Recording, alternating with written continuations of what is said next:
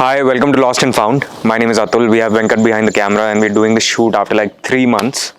So it's almost like we've forgotten how to do it. I don't even know where to put my hands anymore. So I think that's a beautiful thing because it's like the first episode all over again.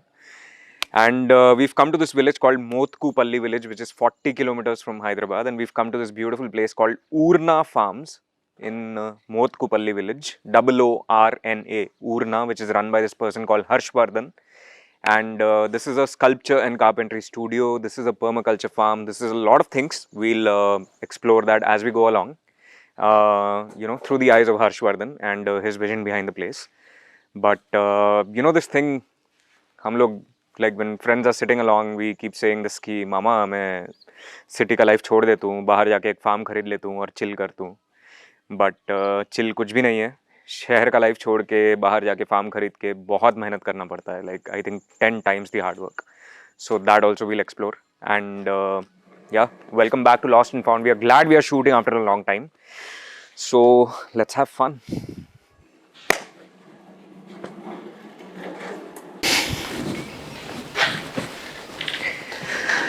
Hi Harsha.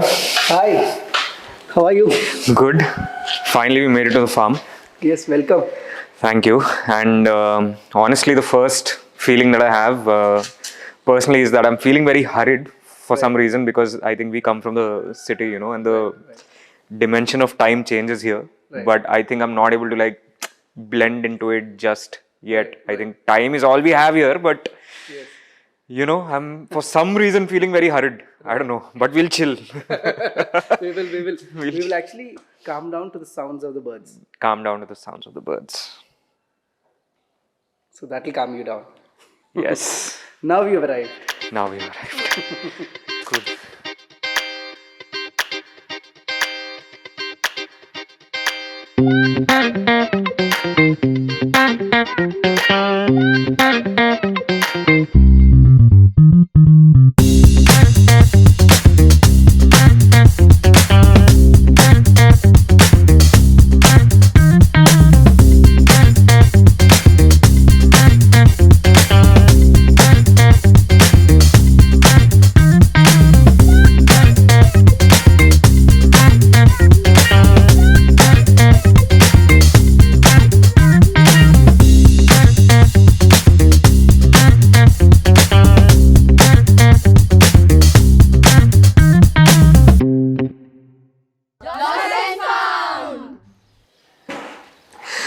So, Harsha, first, what is the meaning of Oorna?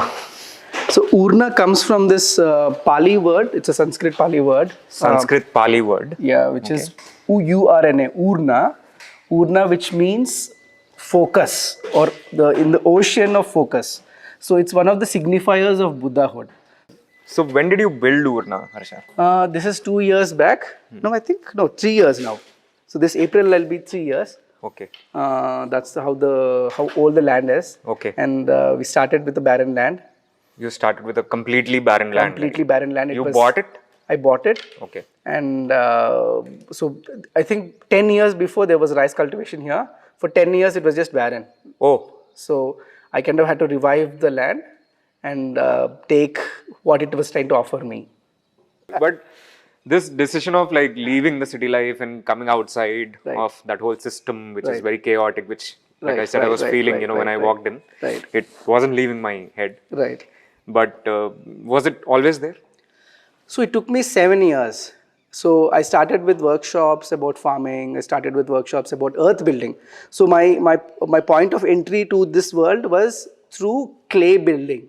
Okay. So how do you build your home using clay? So I went to this workshop in Thanal in Tiruvannamalai, and that changed me because the person who was doing this is an architect who left everything and moved to this very rural village and built his own home with mud, and he stays there with his family, grows his own food. All the materials that he uses are from the land that he belongs to. Right. The fencing, the building, everything, or it's discarded materials. So that changed me in many ways, but I was not ready to take that step.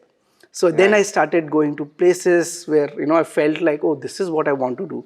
So I stumbled across permaculture. I don't belong to a farmer background. My family is all like sculptors and artists and all that.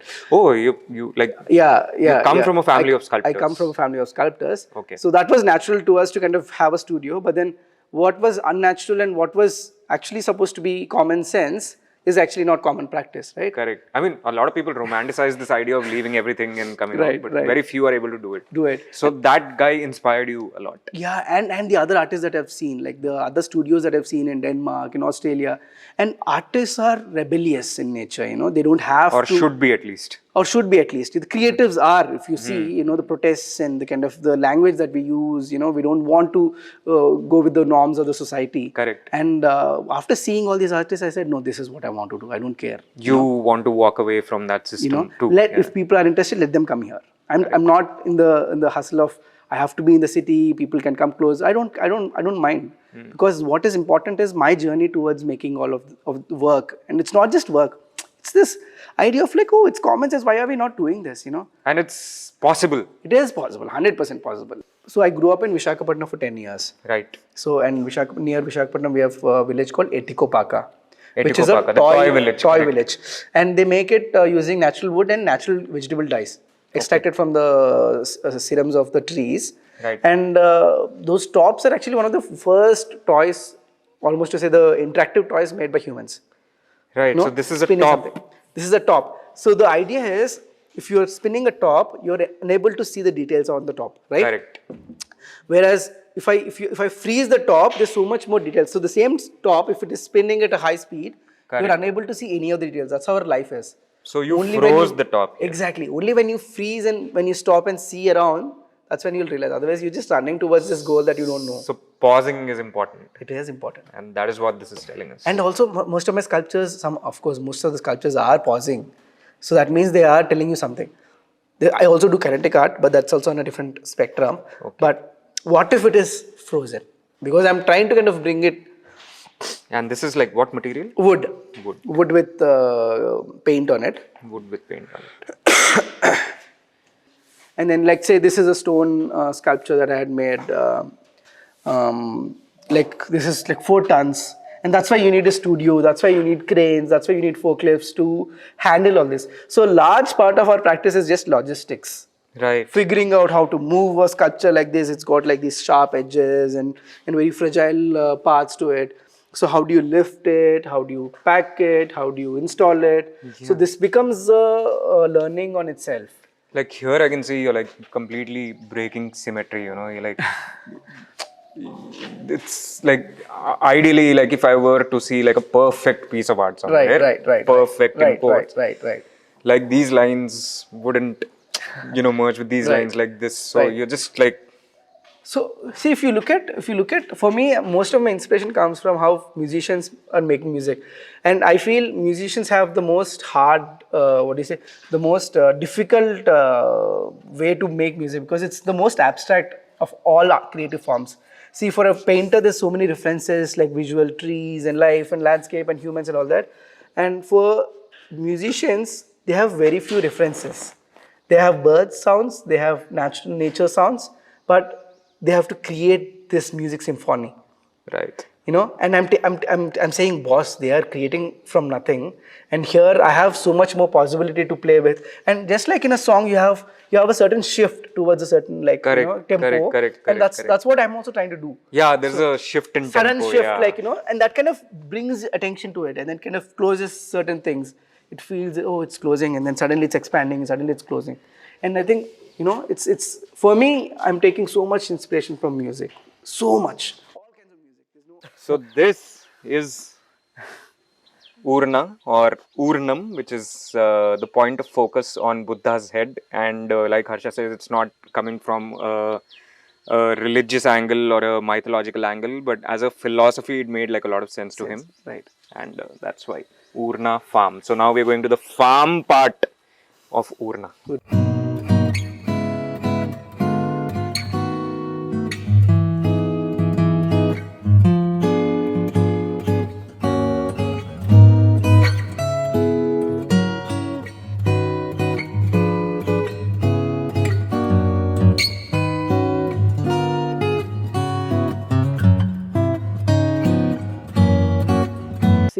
whatever you see in green, non-green, brown is all these 3 years that it is, except for the large tamarind trees that were already there on the property Right. even before we But came. everything else, except for the large trees, everything you've Everything planted. else is what we've planted, designed. So permaculture is one of the principles we use. It's not the only thing that we follow blindly. We think we should, there's a lot of vernacular knowledge, like local knowledge, that is also to be used constantly, because we have a certain demographic conditions. Correct. Like say we're in a semi-arid Hyderabad, it's more drier, so moisture retaining is an important aspect here. Water retaining is an important aspect here. So, if you were to explain the concept of permaculture to a very ignorant person like me, okay, Right. you're telling me what is permaculture in simple words. What is permaculture? So permaculture is a word coined by Bill Morrison in Australia. Okay. It means permanent agriculture system. So it's a design tool that helps you design a farm from scratch based on the demographic conditions, the topographic conditions, the water resources, the wind resources, and create a resilient system. The difference here is it's not just about the produce or the harvest, because that is also important for you to be sustainable. But the important aspect is how do you be resilient in, say, during a drought? How do you be resilient during a flood? How do you be resilient during a catastrophe like a wind, heavy breezes that come down, put all your trees down. So you create systems to make sure you have a safe cocoon for the farm. So there's this windbreakers on the edge. Correct. There's water swales and water. You create ponds. So that is the perma part of it. The permanent agriculture, permanent part where of you do not keep tilling every year to kind of do the same monoculture. You make one system and you retain it. And then you retain it. You create zones, you create these systems, and then it helps you, plan things properly. Things like that. So, Abhi, what are you growing in the farm? Right So we are growing. Just like how I was telling earlier, the idea is diversity. So there's a lot of diverse things that are growing. There's tulsi here, there's carrot there, there's beetroot. It's like the farm is like your studio. It is Diversity actually, everywhere. I think I'm mimicking the farm to the studio. Acha, the studio is like the farm. Like, Exactly. Because the farm is more organic. The farm has more artists in it because the birds are part of it. The cats are part of it. The mongoose that we have are a part of it. The hens are part of it. There's so many more players here versus there's very few players there. So this is inspiring you to build that. Right. So this is our solar dryer to dry mushrooms. Drying mushrooms. So we've been growing edible mushrooms. Okay. So that's our solar dryer to kind of dry them. Nice. You'll see like radish, you'll see pumpkin, you'll see cauliflower there. So certain things we are just experimenting and just want to have the diversity. You'll see like butterflies flying everywhere. You'll see a lot of birds, and this was not the case like before the land was. When you found it. When we found it, it was just barren and there was not. So this is very important for us, this idea of sharing these. So there's like trees that are like, this is a berry tree. Most of it is just eaten by the birds. It's not that we want to harvest everything. And that is all right. Like, it is the most important part, to be able to give back, And it's not that you're giving back also. See, that's another thing. Like, you're not giving anything back. Like, this is nature being consumed by nature. Right. Like, you are the outsider here. You're nobody to fucking give anything. Right? And nature gives bountiful. Yeah. If the same tree was, if I ask like an artist to design it, or any human to design the same tree, he'll be like, no, ऊपर रहेगा, वहाँ पे दो, यहाँ पे दो, यहाँ पे दो, and then उसके लिए फिर आपको access चाहिए, फिर बाद में वो लेने के बाद आपको certificate मिलेगा. That's how knowledge is, that's how everything is, everything needs a certificate, everything needs a sale deed. Yeah, we need like a pat on the back. So that's brinjal, that's native, like local brinjal. Right, we have onion here, so these are the spring onions. We'll have onions. So we have like multi-cropping and companion plants. So we've got onion, we've got corn, we've got beans there. So there's all like interspersed between each other. So one helps the other. So this becomes fodder eventually for us. And of course you harvest the corn, and that will also become mulching. It helps retain the ground temperature, because it is giving a cover right now. So we've got like this rain drip system that kind of helps this thing. You also have like rooted vegetables? We don't have, we have it on the other corner. Okay. That is Shilpa. Hello. No, I'm not Shilpa. Yeah, Shilpa, she's Harsha's cousin, and she's a Permaculture permaculture designer. designer. She also conducts workshops here on permaculture. Yes, yes. And how do people get to know about these workshops then? So we have an Instagram page, and that's What's it most called? active. It's Oorna Farm. Oorna Farm. Oorna Farm. OORNAFARM. OORNAFARM, Oorna Farm. You'll get to know about the permaculture workshops happening. Also, you can visit the sculpture studio. Yeah. And you also have a farm stay. Yeah, we have a farm stay. So this is a container home that we have right behind us. Okay. And one of the containers is for guests to kind of come and experience the farm. We'll check it out. So here also we have a lot of tapioca growing on that end. And then there is kandi. Banana. Banana. So this is all the wastewater that comes from our wash basin, right? So all that grey water is coming to this channel. Okay. Like all the hand wash that happens, all the cleaning that happens, all that wastewater comes, and banana is just great. It needs more water, and then it does not directly affect whatever wastewater we have. The banana still remains the same. You have papaya there. You see how tall it's grown? Correct. We don't even harvest it. You'll see all the birds have eaten it. It's Right. theirs So now. the papaya also you're not harvesting. It's theirs now.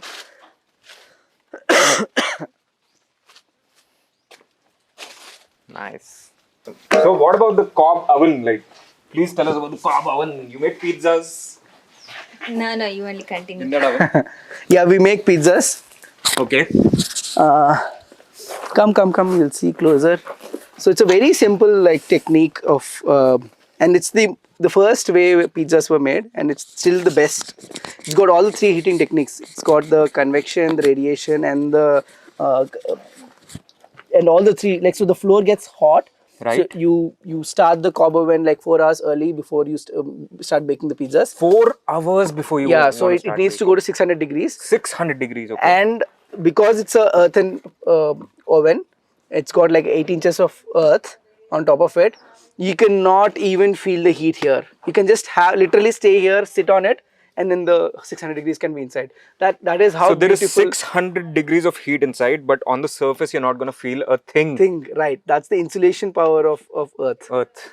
And that's why all your tandoori ovens are all earths Correct, and yeah, people ovens. sit The best of them right are, around it and make rotis. the best pizzas in the world are all wood-fired pizzas, not the electric pizzas. And you're saying this is the original technique, the This first is the original technique of making technique. pizzas. It's got refractory bricks on the bottom, and the whole thing was made as part of a workshop. We did not. So the idea was whatever we build, this thatch roof, this oven, whatever we're building has to be a knowledge sharing platform, a knowledge sharing opportunity for others also to learn along with us. Right. So we are doing if it. you have the space and if you have access to earth, some material you can build a very you organic can. life. There's so many ways to do it. You can also put this on a portable platform. You can build this on your terrace as well. It's completely safe. It doesn't burn anything else. So these cracks that I can see on the surface, nothing's gonna happen. Nothing is going to happen because that means it's breathing. Right. You know, so the only thing, if you think it feels awkward or things like that, you just do a lipai, you just do a plaster over नहीं, it with but like then mud.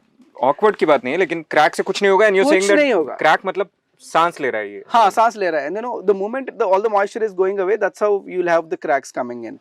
Amazing. It's just beautiful to have these So things. in the winters they make pizzas. There's also a campfire place.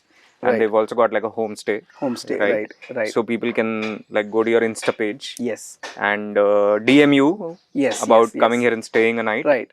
And learning about permaculture. Right. And also.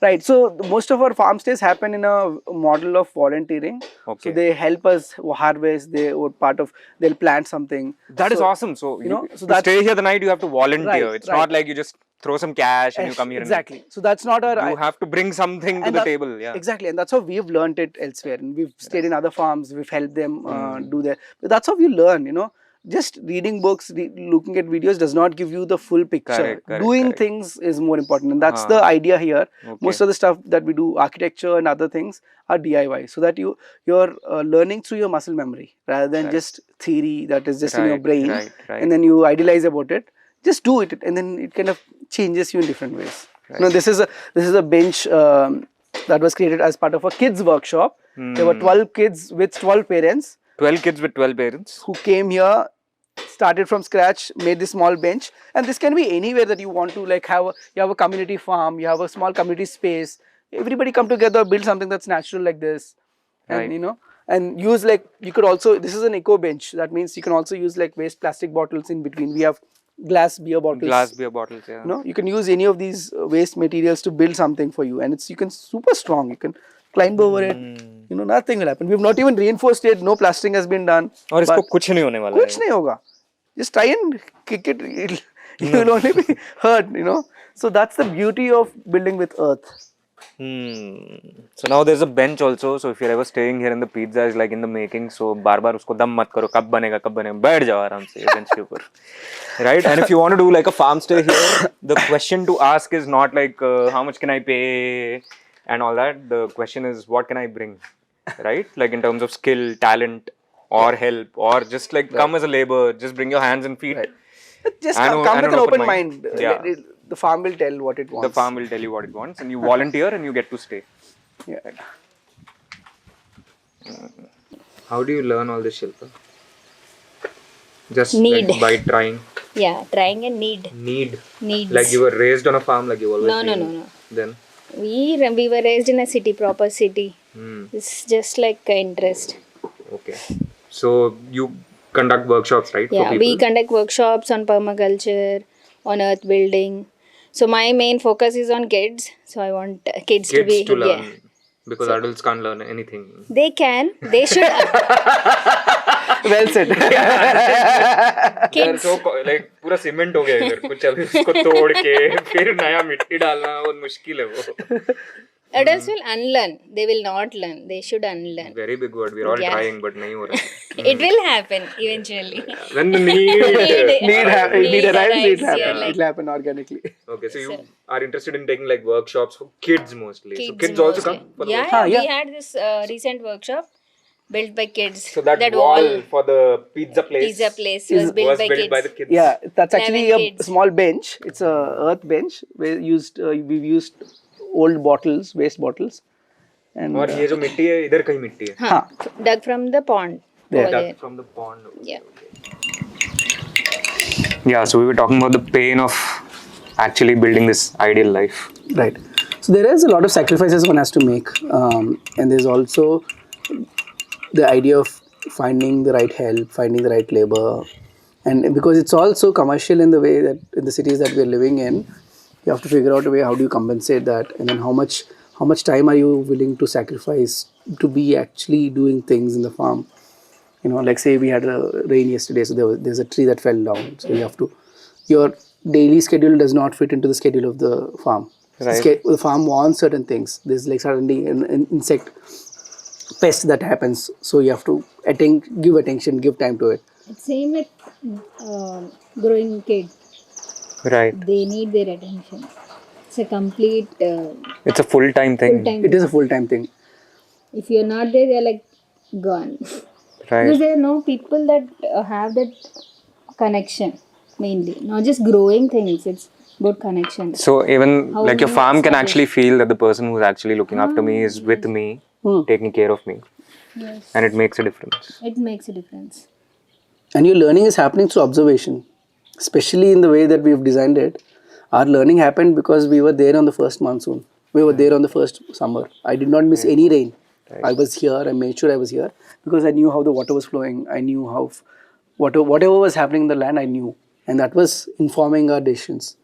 Right. Without this observation, you have limited knowledge, and then you'll feel, array, in whatever I'm doing, whatever I'm investing in terms of my my resources is not giving me results, and that is only happening because you're not observing it all through. Right. With So you each have to be season. very patient, Very patient, very observant. and that's the key. And that's true for your sculpture studio as well, and for the farm as well, right? That's why I feel there's a lot more like synchronicity between what I'm doing here. There's a synergy between what I'm doing here in the farm and the studio. In the studio. I don't think so. People think I've retired from a career to be this. I said, just like how we've learned computers, it is not that we're retiring from. We're going into virtual, but then we're balancing virtual words and real words. Correct. This is also like that. I don't feel I'm sacrificing my career to do this. I'm feeling they're feeding into each other. Right, and like what Venkat and I were just asking you, that this is like, it feels like you're so far away from chaos, but you said chaos is everywhere. You There is, you know, it's in you that has to be happy, at peace. You know, even if in the city one can be at absolute peace if they are detached to what they are doing, and they know how, when to be detached, when to be attached, and be in this thing. Even here, because I am a full-time artist and there's so much communication that is happening with this, with the art world and all that. There's always that I'm trying to bring here, but then there's something else that is calming me. Sometimes it's the art that is calming me, sometimes it's the farm that is calming me. So you need all these things that kind of work in tandem. right. And there's also the troubles of maintaining a farm, finding the water. You know, how do you maintain? There's so much weeding. There's, especially if you believe in a certain ideology, especially if you think you need to only be organic. There's no Natural. natural. Organic. Yeah. Natural.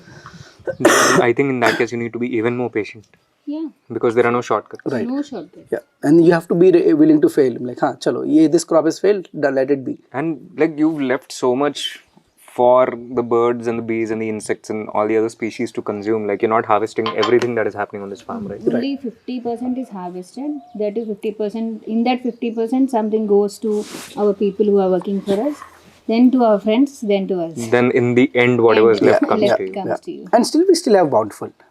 Nature does not stop itself, and it'll not restrict itself to say I only give this much. It'll give as much it wants.